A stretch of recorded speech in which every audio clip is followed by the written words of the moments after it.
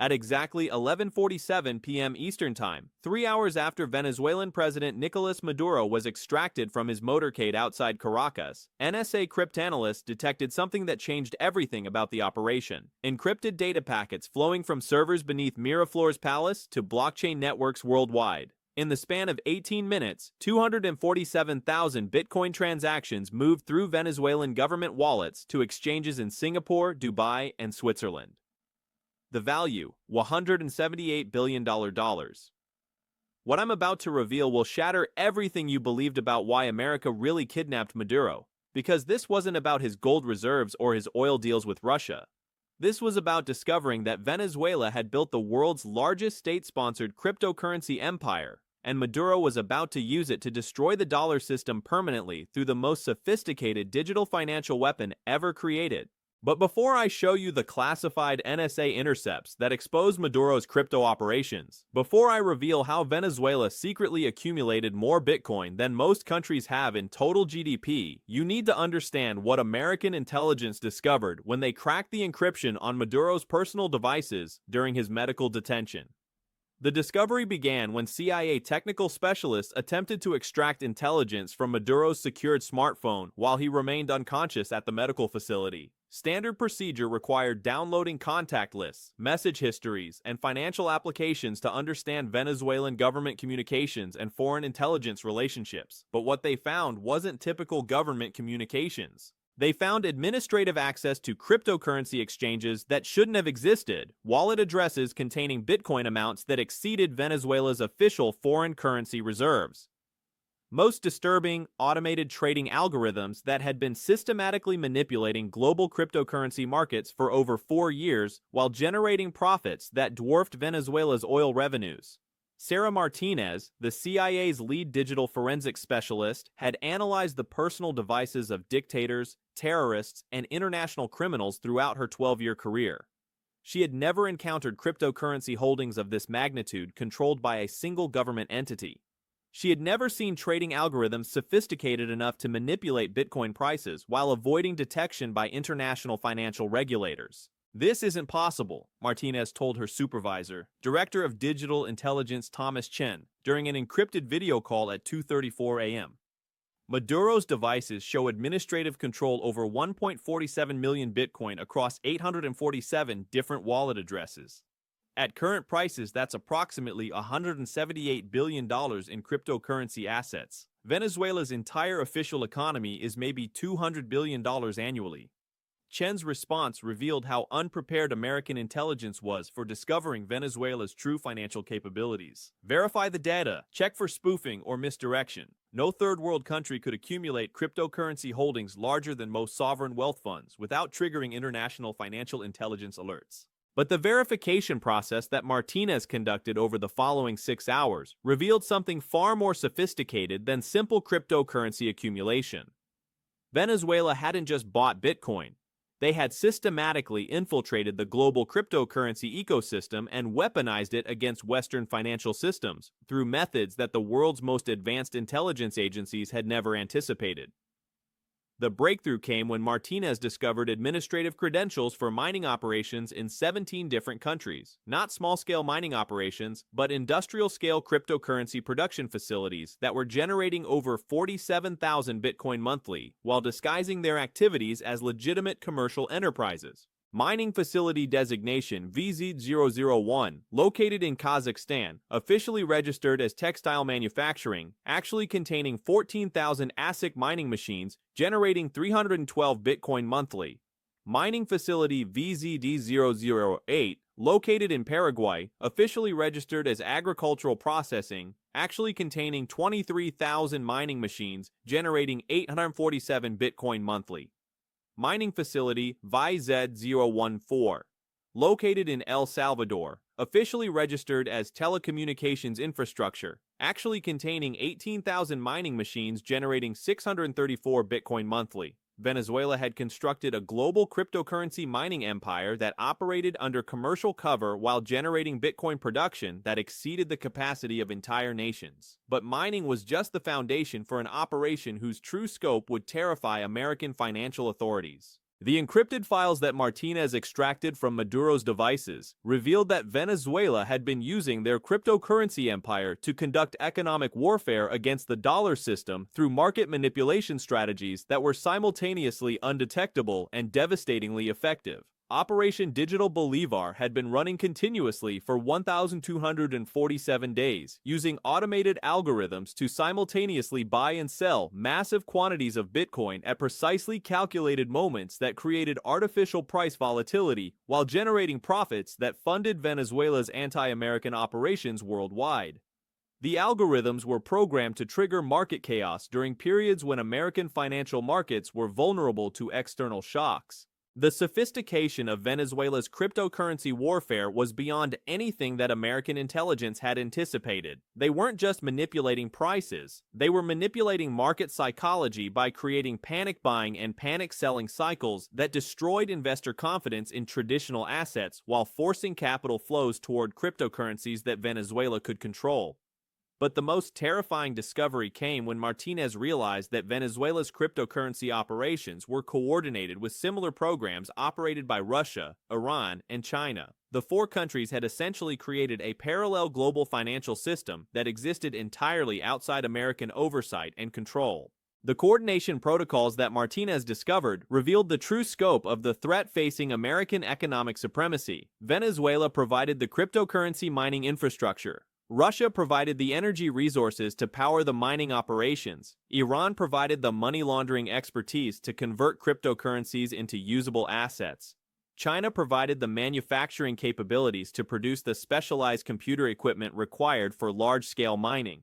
Together, they had created what intelligence analysts now call the Eastern Cryptocurrency Alliance, a coalition capable of generating unlimited digital currency while manipulating global financial markets through coordinated attacks that could destroy confidence in Western banking systems within hours. This was why Maduro had to be stopped, not because of his oil deals or his gold reserves, but because he was the operational commander of a cryptocurrency weapon that could end American financial dominance without requiring military confrontation or conventional economic sanctions. The intelligence briefing that CIA Director William Burns delivered to President Biden at 6:47 a.m. revealed the existential nature of the threat that Venezuelan cryptocurrency operations represented to American economic security. Mr. President, Venezuela has accumulated cryptocurrency assets worth approximately $178 billion through a global mining network that we never detected, Burns reported during the emergency Oval Office meeting.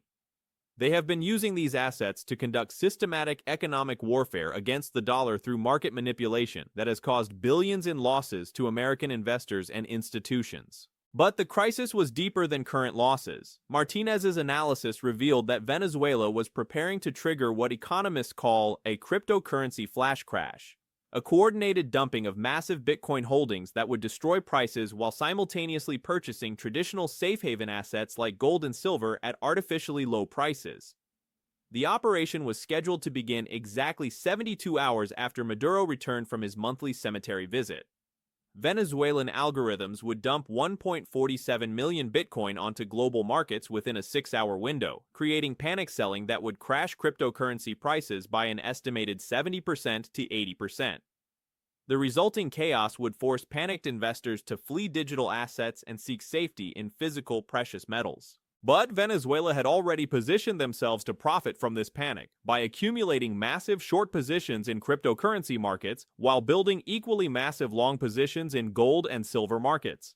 They would profit from both the crash they created and the recovery they controlled. More importantly, the crash would destroy confidence in cryptocurrency as an alternative to traditional currency systems while demonstrating Venezuela's ability to manipulate global financial markets at will. The message to international investors would be clear: Venezuela and their allies could destroy any asset class that threatened their interests. This was economic terrorism disguised as market trading, and it had to be stopped before Venezuela could execute their planned assault on global financial stability. Maduro's kidnapping wasn't about regime change. It was about preventing cryptocurrency warfare that could trigger the largest financial crisis in American history. The extraction teams that secured Venezuelan cryptocurrency operations worked with precision that suggested months of preparation. While Maduro remained unconscious at the medical facility, CIA technical specialists used his administrative credentials to access Venezuelan mining operations worldwide and transfer control to American-operated cryptocurrency wallets. The operation required perfect timing because Venezuelan security protocols would detect unauthorized access within minutes of any intrusion attempt. But Maduro's biometric authentication provided temporary access windows that allowed American specialists to penetrate mining facility networks and extract administrative control before Venezuelan cybersecurity systems could respond. Mining facility VZ001 in Kazakhstan. Administrative control transferred at 3:47 a.m. local time using Maduro's fingerprint authentication extracted from his smartphone. Mining facility VZ08 in Paraguay. Administrative control transferred at 4:23 a.m. local time using retinal scan data extracted from Venezuelan government security systems. Mining facility VZ014 in El Salvador. Administrative control transferred at 5:19 a.m. local time using voice authentication samples recorded during Maduro's medical treatment. Within 8 hours of Maduro's extraction from the Cemetery Road, American intelligence had gained control of mining operations that were generating over 47,000 Bitcoin monthly for Venezuelan government accounts. The cryptocurrency that should have funded Venezuela's assault on American financial systems was now flowing into accounts controlled by the National Security Agency. But the most valuable intelligence came from Venezuelan transaction records that revealed the full scope of Eastern cryptocurrency alliance coordination with Russia, Iran, and China. The records showed systematic cryptocurrency transfers that had been funding anti-American operations worldwide while avoiding detection by traditional financial intelligence methods. Russian military operations in Syria, $47 million in Bitcoin payments to Wagner Group contractors through Venezuelan wallet networks. Iranian nuclear program, $134 million in cryptocurrency transfers for uranium enrichment equipment purchased through Chinese intermediaries. Chinese Belt and Road infrastructure, $267 million in Bitcoin payments for Venezuelan construction projects that violated international sanctions. Venezuela's cryptocurrency empire wasn't just generating digital currency, it was funding a global anti-American alliance through financial channels that existed entirely outside the dollar system and beyond the reach of traditional sanctions or asset freezing. The discovery of these financial networks provided American intelligence with unprecedented insight into the funding mechanisms that supported America's adversaries, while revealing vulnerabilities that could be exploited to disrupt their operations. But it also revealed how far behind American financial intelligence had fallen in understanding the true nature of modern economic warfare. The NSA cryptanalysts who worked to decrypt Venezuelan cryptocurrency operations described systems whose sophistication exceeded anything they had encountered in state-sponsored cyber warfare. Venezuela had essentially created a parallel global banking system that operated through blockchain networks while remaining invisible to traditional financial surveillance. They weren't just using cryptocurrency, NSA Deputy Director Michael Torres explained during a classified briefing to congressional intelligence committees. They had weaponized cryptocurrency by creating market manipulation algorithms that could destroy confidence in any asset class while generating profits that funded their anti-American operations worldwide. The algorithms that Venezuelan programmers had developed represented breakthroughs in financial engineering that American universities and Wall Street firms were still struggling to understand. They had solved problems related to large-scale cryptocurrency trading that Silicon Valley companies spent billions trying to address. More disturbing, the algorithms had been designed to learn and adapt to countermeasures, meaning that traditional financial defense systems would become less effective over time, as Venezuelan artificial intelligence improved its understanding of American market vulnerabilities. This was why the cryptocurrency assets that American forces extracted from Venezuelan control couldn't simply be returned or frozen through normal legal procedures. The Bitcoin wallets controlled by Venezuela contained not just digital currency, but artificial intelligence systems that could resume their assault on American financial systems the moment they regained network access. The solution required what intelligence officials describe as permanent digital asset quarantine, a process where Venezuelan cryptocurrency holdings would be transferred to secure American-controlled networks where their trading algorithms could be studied and neutralized without risking their reactivation against American financial targets. The $178 billion in Venezuelan cryptocurrency assets that American intelligence seized represents the largest digital asset confiscation in history, but its strategic value extends far beyond monetary considerations. The artificial intelligence systems embedded in Venezuelan trading algorithms provide blueprints for financial warfare methods that American defense contractors are now reverse engineering for potential use against China and Russia. Venezuelan cryptocurrency operations also revealed critical vulnerabilities in American financial systems that had been systematically exploited without detection for over 4 years. The manipulation algorithms showed that American stock markets, bond markets, and currency markets could be crashed through coordinated cryptocurrency attacks that avoided triggering existing fraud detection systems. This intelligence has prompted emergency reviews of American financial security protocols and accelerated development of defensive systems designed to protect against cryptocurrency-based economic warfare. But the reviews also revealed how unprepared American institutions were for economic attacks that combine state-level resources with advanced artificial intelligence systems. The international implications of Venezuelan cryptocurrency asset seizure extend far beyond bilateral American-Venezuelan relations. Russia, Iran, and China have lost their primary mechanism for conducting economic warfare outside the dollar system while gaining insight into American capabilities for detecting and neutralizing digital asset threats. The Eastern Cryptocurrency Alliance that Venezuela had helped to coordinate has been effectively dismantled through the loss of Venezuelan mining infrastructure and technical expertise.